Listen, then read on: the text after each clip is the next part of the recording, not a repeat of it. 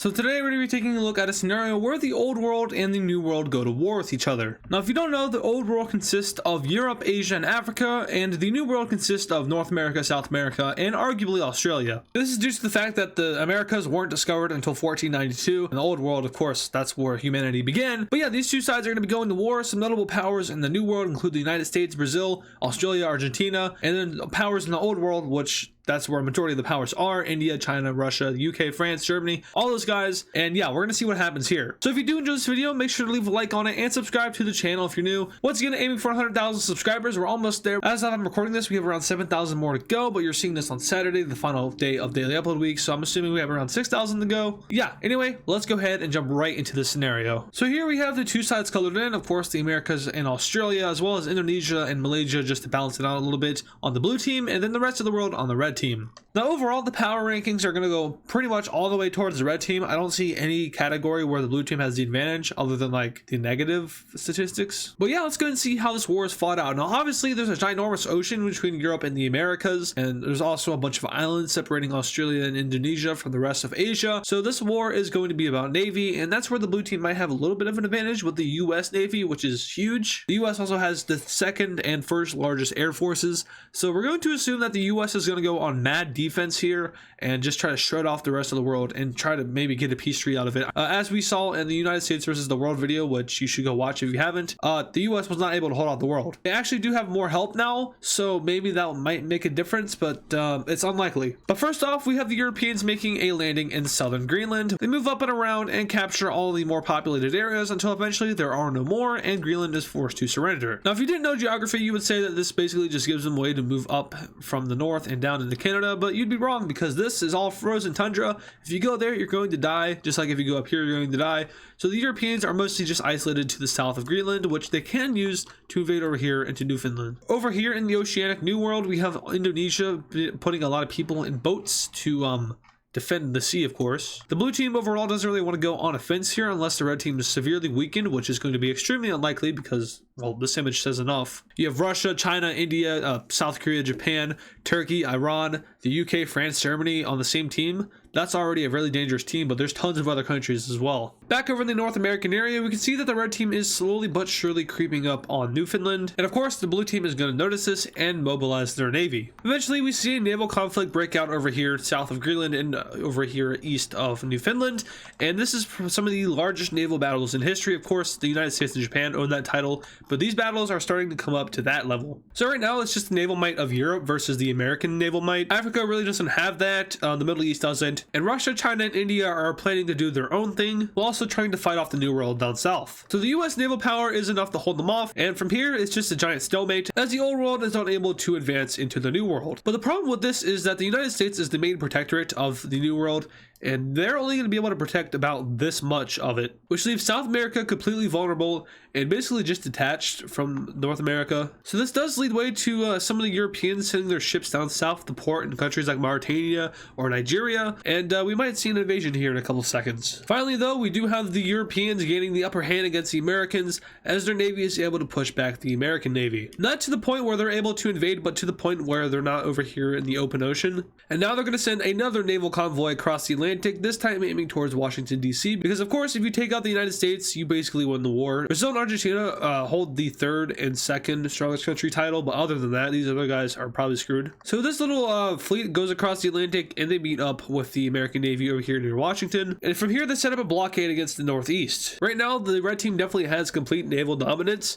but the blue team is able to hold off just because of the sheer mass of the US Navy. And it really isn't even about boat numbers, because if that title were to be used here, it would be China with the largest navy, but not the most powerful, because just having like numbers doesn't mean everything. It's the quality of the ships and the technology within them that matters most, and that's why the US does have the upper hand here. But over here in Asia, we finally see something happening with the red team being able to make a landing in Indonesia. Now Indonesia is most certainly old world, I said this earlier on, but once again, it's just like, it's not really fair to the new world if they are. I mean, the new world barely has a chance of winning this video, but if they have Indonesia, that just makes the video a little bit longer and it makes it more interesting. Sorry if I sound really stuffed up. My nose just like kind of gave up right as I started recording. I have no idea why, but allergies is probably the main reason. So the old world makes a landing in Indonesia and basically manages to take out an entire island. From here they land in Borneo and take out Malaysia and the other part of Indonesia. And now they land on Java, which is the most important part of Indonesia. Jakarta is within capturing distance, and the Red Navy completely surrounds the island. And from here they move in and take over the capital of Indonesia, which effectively cripples it. It leads to the rapid expansion of the Red Team into Indonesia. From here they land on the remaining half and threaten the border of Papua New Guinea. They quickly enter and take out the country. And now it's Australia and New Zealand versus the world, or I guess the old world. But they're going to wait off on this because they have another idea. And that idea is crossing the Great Pacific and meeting the west coast of America. The old world manages to capture Hawaii, and from here they go straight over towards California. They weren't able to push into blue waters, however they do manage to expand their front across it. And now the US is fighting a naval war on two sides. This causes them to kind of lessen their focus on South America and protecting it. And the Red Team, or I guess the old world, is going to use this to their advantage. They send troops from Africa over towards South America, and we see Red Team troops land in Brazil. At first, the advance is really slow because there aren't that many troops here, but eventually we have troops coming from all over Europe, Asia, and Africa. There's a lot of troops coming here, probably millions. And eventually, the invasion starts kicking up speed as the front is massively expanded. The US sees this happening and informs all of South America to get the crap together, but they themselves are unable to send any troops because they have to defend their homeland just in case any red troops kind of sneak in. But Brazil's unable to hold up that process as they start to crumble to the Red Team. And now just expanding out and taking a look at the naval map here, the Blue Team has no chance of winning the war. The Atlantic is basically red, and there's no way that they're going to be able to stop the invasion of South America. Back over to Australia, the Aussies did everything they can to hold off the Red Navy, but once again the numbers just outlast the numbers of Australia, and from here they make a landing in the north. They focus on the coast, which is probably the good thing to do because you do not want to go there. If you go there, you die. They move down the eastern coast, take over Sydney, and from here it's just goodbye, Australia. The land down under is now under. New Zealand just surrenders. And as for all these islands, it wouldn't be an AdizzPro video without a couple countries sinking into the ocean. So now that Australia and Indonesia are gone, the Asians, such as Russia, China, and India, can focus in on taking over Western America, whereas Europe and Africa are going to focus in on the East. So the invasion in South America continues to ramp up as more and more troops start to flood in. South America is unable to hold off these new troops. We have the capturing of Brasilia. Now we have Red Team troops moving down the coast and capturing Rio de Janeiro, and at this point the war is going to be lost for Brazil as they no longer have any major cities on the coast and they're without a coast. I mean, exporting and importing things are now impossible because they just have to share among themselves over here in the Americas.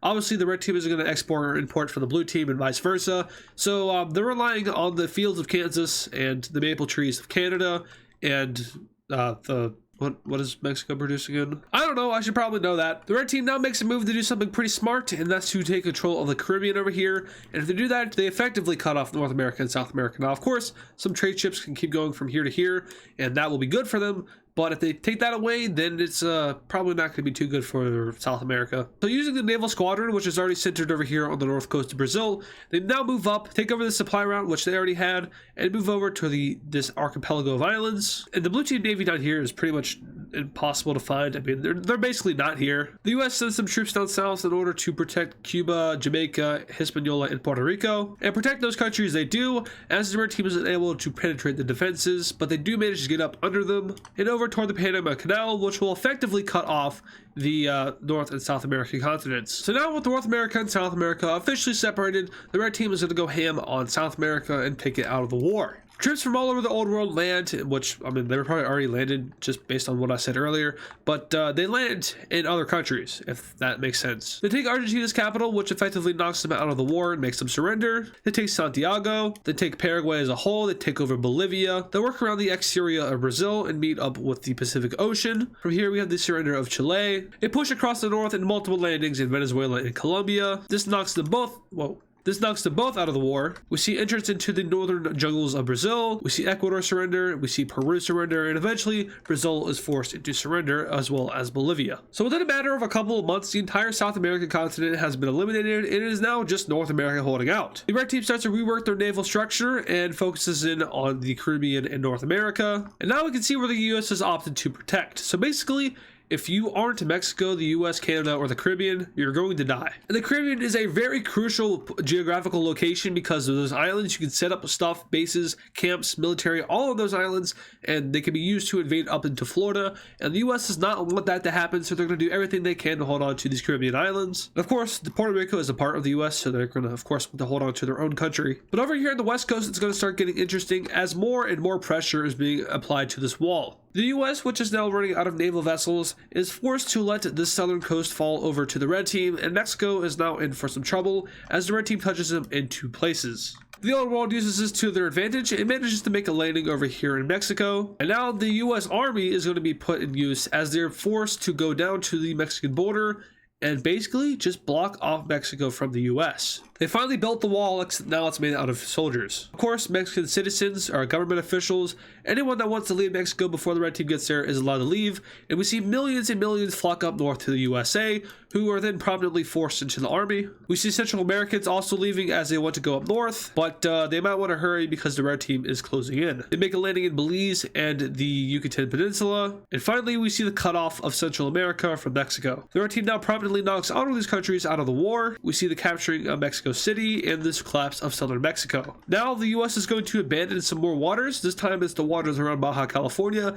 as it was taking up way too much personnel to defend this. And now we really see the Americans using the American first policy. They abandoned Mexico and Central America. They're probably going to abandon Canada. And basically what they want to do is just dig in and hold out. The Red Navy is now going to push the Americans back out of the Caribbean, and this is going to hurt. The US loses connection with Jamaica, Hispaniola, and Puerto Rico, and it can only be assumed that they've been invaded by the Red Team. Now the US is only holding on to Cuba, which is probably far the most important of islands, but a slight miscalculation by the US Navy allows for some troops to land in Cuba, and from here they're just going. The US sends some troops down south to deal with this, and they are able to, but they aren't able to completely take them over, and they are left to this part of Cuba. The US Navy evacuates the waters around this taken land, and this will allow for the Red Team to greatly supply it. Up north in Canada, we have a big event happening with the Blue Navy being beat out by the Red Navy, and now we see tons upon tons of landings being made all across Canada. These landings are pretty similar to the ones that took place in Brazil. They're small at first, but eventually they build momentum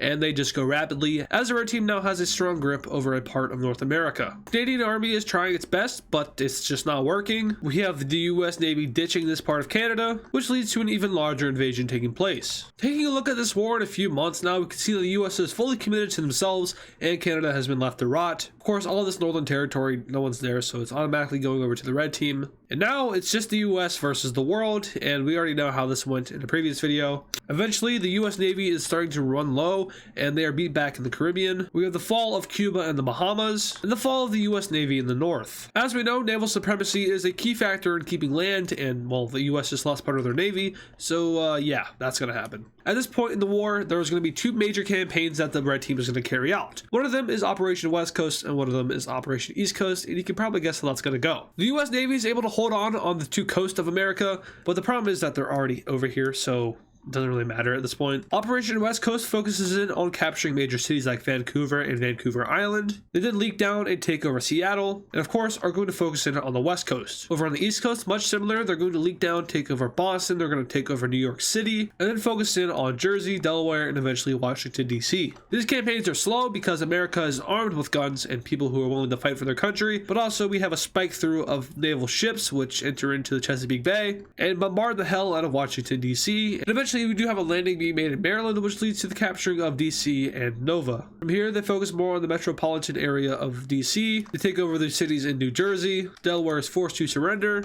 And on the West Coast, the troops are just pouring down. They captured Portland. They leak into California, and they manage to take over San Fran, which effectively is going to end this war, as the 2 sides agree to meet in San Francisco and discuss a peace treaty. Now, what would that peace treaty look like? I have no idea because of just how many countries are participating in this war. America could be divided up 100 ways just due to the fact that there's so many countries. So a peace treaty deal is like impossible. It just doesn't make sense for there to be a peace treaty in this war. If anything, they would just force these countries to join in on the Old World Alliance and reform their governments, which would leave the borders to look exactly the same. So, I mean, Russia would get Alaska. Maybe we have like Denmark getting the Greenland back. I don't see anyone getting anything out of South America. Maybe China gets a part of California. Japan gets... I mean, there's really no way to tell what the the borders would look like. So yeah, if you enjoyed this video, make sure to leave a like on it and subscribe to the channel if you're brand new. Once again, aiming for 100,000 subscribers. We are barely there. When I'm recording this, we just hit 93,000 subscribers. It's Wednesday the 11th, so you're seeing this on Saturday the 14th. If the past couple videos did as well as I think they should, then we should be at 94,000, and now it's just 6,000 subscribers. We should be able to do that within a relatively short amount of time, especially considering that we're so close. That encourages people to subscribe even more. Of course, there'll be the live stream for 100,000 subscribers. So we get to the 99,500-ish area. That's when I'm going to start the stream. 500 subscribers shouldn't be too hard to come by during a stream, because the last stream we did like 1,000 subscribers. So yeah, I'm really looking forward to doing that stream and connecting with you guys even more. And of course, we're going to go over all the things for 100K. I'll release all the specials, maybe. We'll see. You guys get to find out what program I use, which I do feel bad for not telling you, but there's a very specific reason why I don't, and you'll see that in its own video. And there's going to be so much more. So the 100K special, I have a lot of ideas for it, but I do have to start to get to working on them, because once again, we're getting close to it. But yeah, if you want to see me suffer and scramble even more, make sure to subscribe, because I have a lot of things I need to do. I hope you guys did enjoy, and I'll see you guys in the next video on Wednesday.